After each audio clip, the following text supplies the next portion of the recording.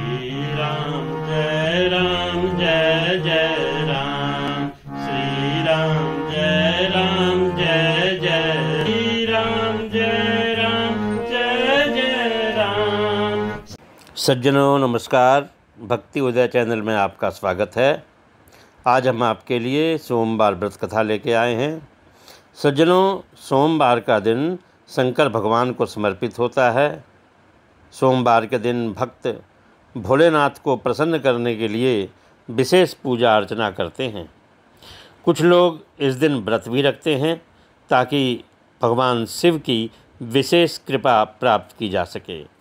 बाबा भोलेनाथ के आशीर्वाद के लिए आप भी अगर सोमवार का व्रत कर रहे हैं तो शिव व्रत कथा को पढ़कर या सुनकर इस उपवास को पूरा कर सकते हैं। सज्जनों, हम व्रत की विधि और व्रत कथा बताएं इसके पहले आपसे आग्रह है कि यदि आप हमारे चैनल पर नए हैं और आपने अभी तक हमारे चैनल को सब्सक्राइब नहीं किया है तो कृपया चैनल को सब्सक्राइब कर लीजिए और बेल आइकन भी दबा दें ताकि हमारे अगले वीडियोज़ की नोटिफिकेशन आपको समय पर प्राप्त हो सके। तो सज्जनों, नारद पुराण के अनुसार सोमवार व्रत में व्यक्ति को प्रातः स्नान करके शिवजी को जल और बेलपत्र चढ़ाना चाहिए तथा शिव और माता गौरी की पूजा करनी चाहिए। शिव पूजन के बाद सोमवार व्रत कथा सुने। इसके बाद केवल एक ही समय मीठा भोजन करें।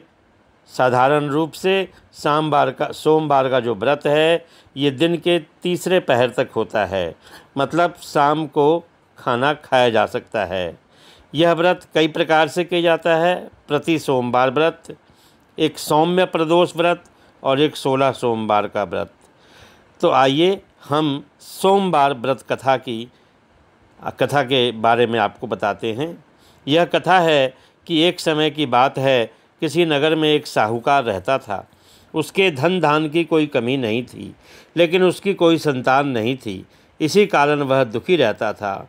पुत्र प्राप्ति के लिए वह प्रत्येक सोमवार व्रत रखता था और पूरी श्रद्धा के साथ शिव मंदिर जाकर भगवान शिव और पार्वती जी की पूजा करता था। उसकी भक्ति देखकर एक दिन माँ पार्वती प्रसन्न हो गई और भगवान शिव से उस साहूकार की मनोकामना पूर्ण करने का आग्रह किया।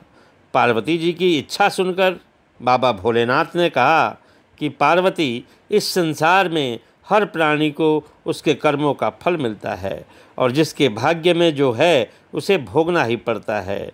लेकिन पार्वती जी ने साहूकार की भक्ति का मान रखने के लिए उसकी मनोकामना पूर्ण करने की इच्छा जताई। माता पार्वती के आग्रह पर शिव जी ने साहूकार को पुत्र प्राप्ति का वरदान तो दिया, लेकिन साथ में यह भी कहा कि उसके बालक की आयु मात्र 12 वर्ष की होगी। माता पार्वती और भगवान शिव की बातचीत को साहूकार सुन रहा था। उसे ना तो इस बात की खुशी थी और ना ही दुख। वह पहले की ही भांति शिव जी की पूजा करता रहा। कुछ समय के बाद साहूकार के घर एक पुत्र का जन्म हुआ। जब वह बालक 11 वर्ष का हुआ तो साहूकार ने उसे पढ़ने के लिए काशी भेजा। साहूकार ने पुत्र के मामा को बुलाया और उसे बहुत सा धन दिया और कहा कि तुम बालक को काशी लेकर जाओ ताकि यह विद्या प्राप्त करे और मार्ग में यज्ञ करते हुए जाना और जहाँ भी यज्ञ कराओ वहाँ ब्राह्मणों को भोजन कराते और उनको दक्षिणा देते हुए जाना। दोनों मामा भांजे इसी तरह यज्ञ कराते और ब्राह्मणों को दान दक्षिणा देते काशी की ओर चल पड़े। रात में एक नगर पड़ा जहाँ नगर के राज की कन्या का यानी राजकुमारी का विवाह था, लेकिन जिस राजकुमार से उसका विवाह होने वाला था वह एक आंख से काना था। राजकुमार के पिता ने अपने पुत्र के काना होने की बात को छुपाने के लिए एक चाल सोची। साहूकार के पुत्र को देखकर उसके मन में एक विचार आया। उसने सोचा, क्यों न इस लड़के को दूल्हा बनाकर राजकुमारी से विवाह करा दूं। विवाह के बाद इसको धन देकर विदा कर दूंगा और राजकुमारी को अपने नगर ले जाऊंगा।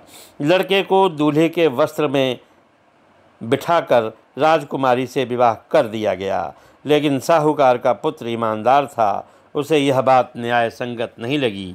उसने अवसर पाकर राजकुमारी की चुन्नी के पल्ले पर लिख दिया कि तुम्हारा विवाह मेरे साथ हुआ है, लेकिन जिस राजकुमार के संग तुम्हें भेजा जाएगा वह एक आँख से काना है।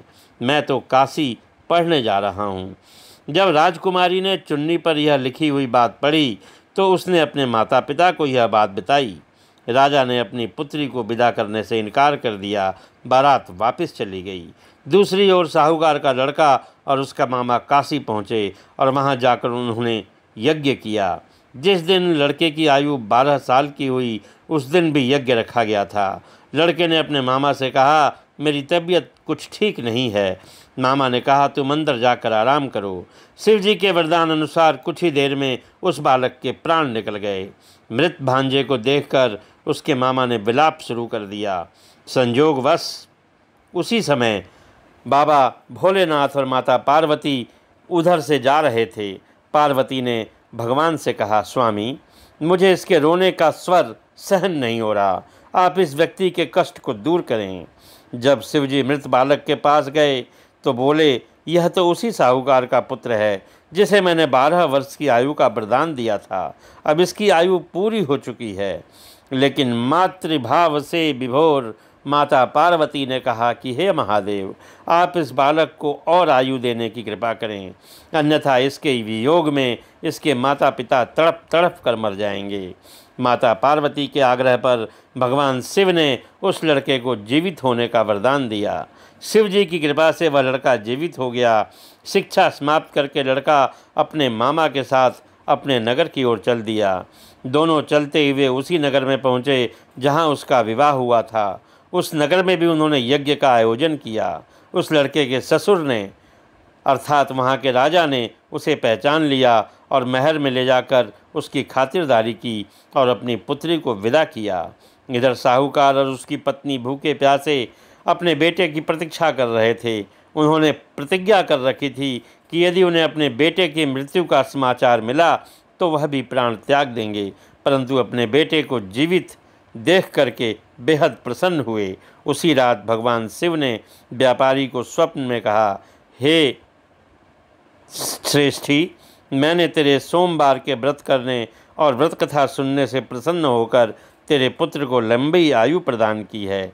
इसी प्रकार जो कोई भी सोमवार व्रत करता है या कथा सुनता और पढ़ता है, उनके सभी दुख दूर होते हैं और समस्त मनोकामनाएं पूर्ण होती हैं। बोलिए शंकर भगवान की जय।